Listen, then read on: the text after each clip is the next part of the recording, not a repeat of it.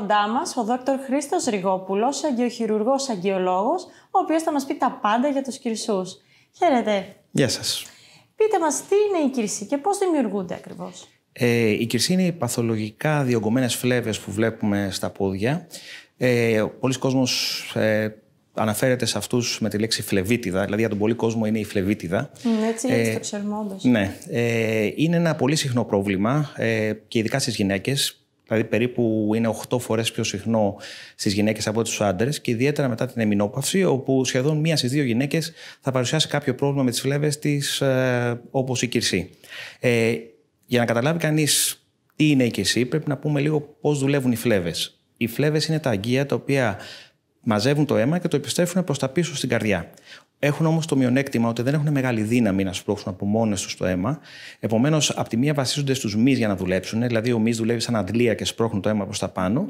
Και από εκεί και πέρα έχει προνοήσει η φύση και έχει φτιάξει μέσα κάποιες βαλβίδες, οι οποίες κλείνουν καθώς περνάει το αίμα και δεν αφήνει το αίμα να γυρίσει προς τα κάτω και σιγά σιγά το φέρνουν οι φλέβες μέχρι την καρδιά. Σε ορισμένες περιπτώσεις όμως αυτές οι βαλβίδες αρχίζουν και δυσλειτουργούν, δεν κλείνουν καλά στεγανά, οπότε το αίμα σιγά σιγά αρχίζει και γυρίζει προς τα πίσω, οι φλέβες διωγγώνονται και σε κάποια σημεία το ήδη ελαττωματικό τείχομα αρχίζει και φουσκώνει και έτσι δημιουργούνται οι κυρσοί.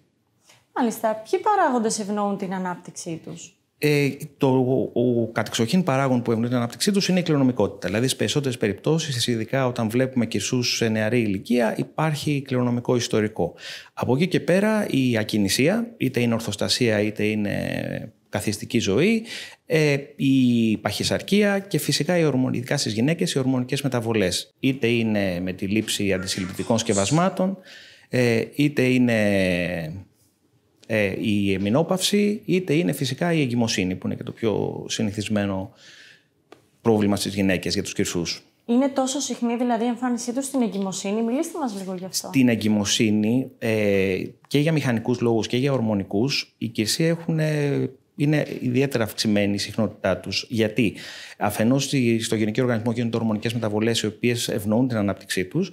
Αφετέρου, όσους προχωρημένους μήνες εγκυμοσύνης, όπου μεγαλώνει η μήτρα με το έμβριο, πιέζει τις φλέβες όπως αυτές έρχονται μέσα στη λεκάνη από τα πόδια και τους βάζει ένα επιπλέον εμπόδιο το οποίο πρέπει να υπερνικήσουν και γι' αυτό οι φλέβες φουσκώνουν ακόμη περισσότερο. Οπότε στις γυναίκες που είναι στην εγκυμοσύνη χρειάζεται κάποια επιπλέον φροντίδα και μια επιπλέον εξέταση στη διάρκεια, μήπως χρειαστεί να πάρουν κάποια προφύλαξη ή κάποιες ειδικές καταστάσεις. Άρα το μόνο που μπορούν να κάνουν οι έγκυες κατά τη διάρκεια της εγκυμοσύνης είναι μια προφύλαξη, μια εξέταση? Σωστά, γιατί στη διάρκεια της εγκυμοσύνης γενικώς αποφεύγουμε τα χειρουργεία. Ωστόσο, η εγκυμοσύνη είναι και μια θρομβοφιλική κατάσταση για τον οργανισμό, το οποίο σημαίνει ότι αν μια γυναίκα έχει κυρσούς, κινδυνεύει να πάθει και κάποια θρόμβωση. Οπότε, σε αυτές τις περιπτώσεις, η προφύλαξη που εννοούμε είναι να φορέσουν κάποιες ελαστικές κάλτσες ή, αν χρειαστεί, τους τελευταίους μήνες να κάνουν κάποιες ενέσεις αντιπικτικές για να προλάβουν κάποια πιθανή θρόμβωση. Άρα, είναι πολύ σημαντικό μια γυναίκα σε εγκυμοσύνη,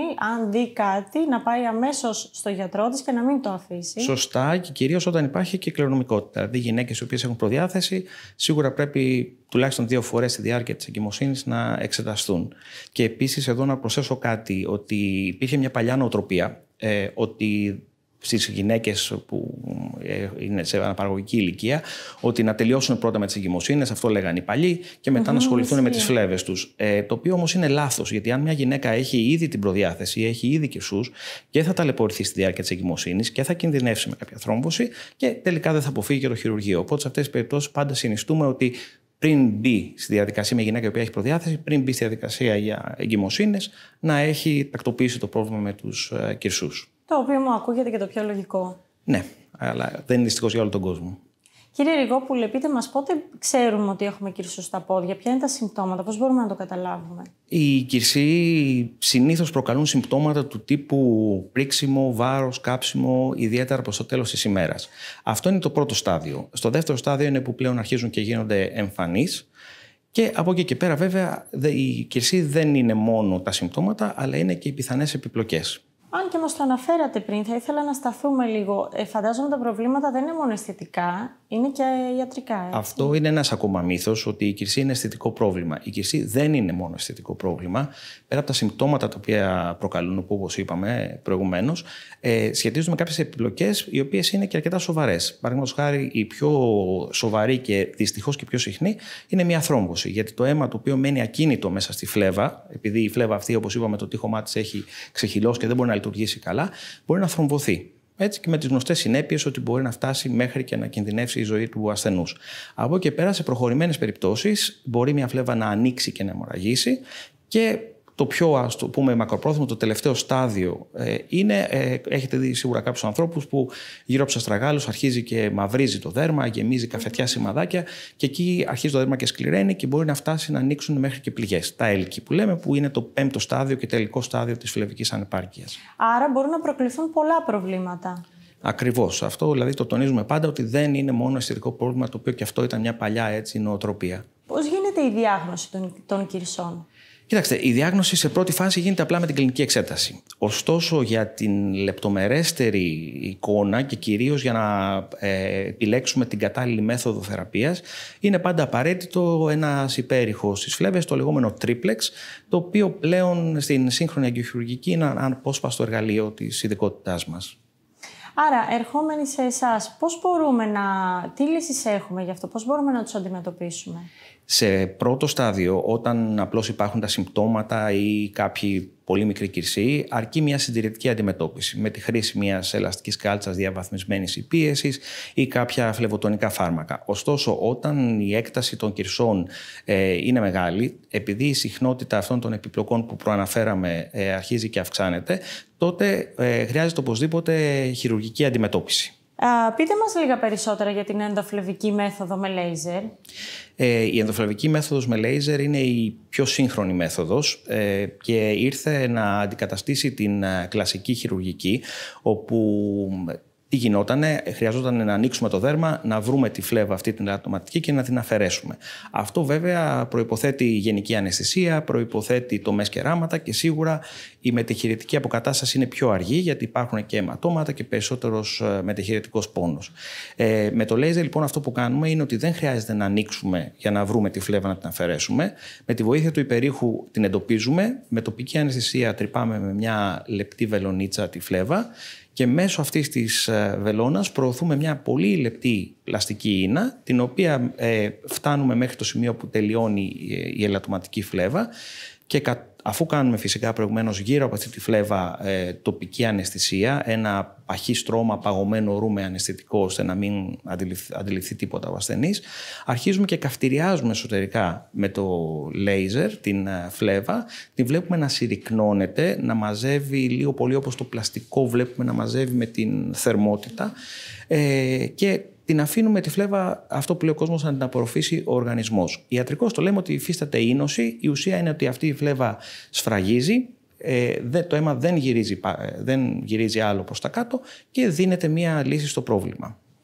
Άρα καταλαβαίνω ότι ένα πολύ σημαντικό πλεονέκτημα για μένα θα ήταν η τοπική αναισθησία.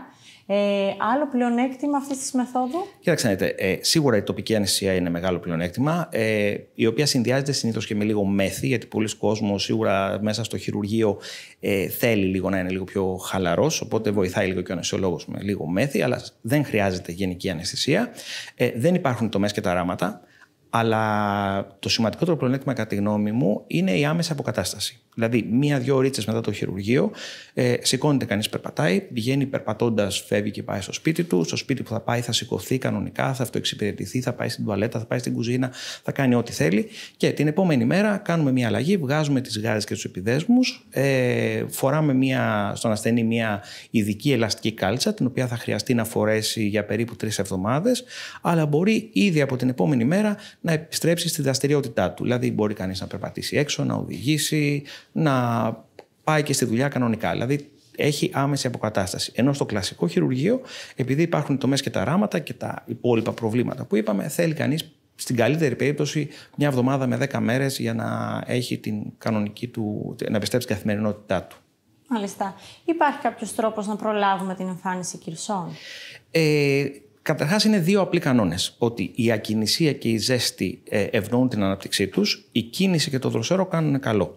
Επομένως, οποιασδήποτε ασκήσεις μάλιστα γυμνάζουν τους μυς των ποδιών, δηλαδή το περπάτημα, το ποδήλατο, το μπάνιο στη θάλασσα φυσικά είναι το ιδανικό γιατί συνδυάζει και την κίνηση και το δροσερό, όλα αυτά βοηθάνε. Από εκεί και πέρα, είπαμε, η απώλεια του βάρους έχει σημασία. Και σε αρχικά στάδια, εφόσον διαγνώσκεται το πρόβλημα από την αρχή, η χρήση της ελαστικής κάλτσας βοηθάει στην επιβράδυνση του προβλήματος. Δυστυχώς δεν λύνει το πρόβλημα. Εν πάση περιπτώσει, μπορεί να το καθυστερήσει την αντιμετώπιση. Και σίγουρα να περιορίσει και τον κίνδυνο των επιπλοκών. Αυτό είναι το σημαντικό. Οι κυρσοί ενδέχεται να ξαναεμφανιστούν μετά την θεραπεία. Μετά την θεραπεία με το λέιζερ, καταρχάς να ξεκαθαρίσουμε ότι είναι το ίδιο αποτελεσματικό με το κλασικό λέιζερ. Μιλάμε για ενδοφλεβικό λέιζερ και το ποσοστό υποτροπής είναι 1 με 2%. Δηλαδή, στη στιγμή που στην ιατρική δεν υπάρχει το 0%, λιγότερο από 1% δεν υπάρχει. Επομένως, είναι μια πολύ ασφαλής μέθοδος, μια πολύ αποτελεσματική μέθοδος με ελάχιστες υποτροπές. Δηλαδή, είναι μια οριστική λύση του προβλήματος. Μάλιστα, κύριε Ριγόπουλε, να σας ευχαριστήσουμε πάρα πολύ που ήσασταν. Σας ευχαριστώ και εγώ. Χάρηκα.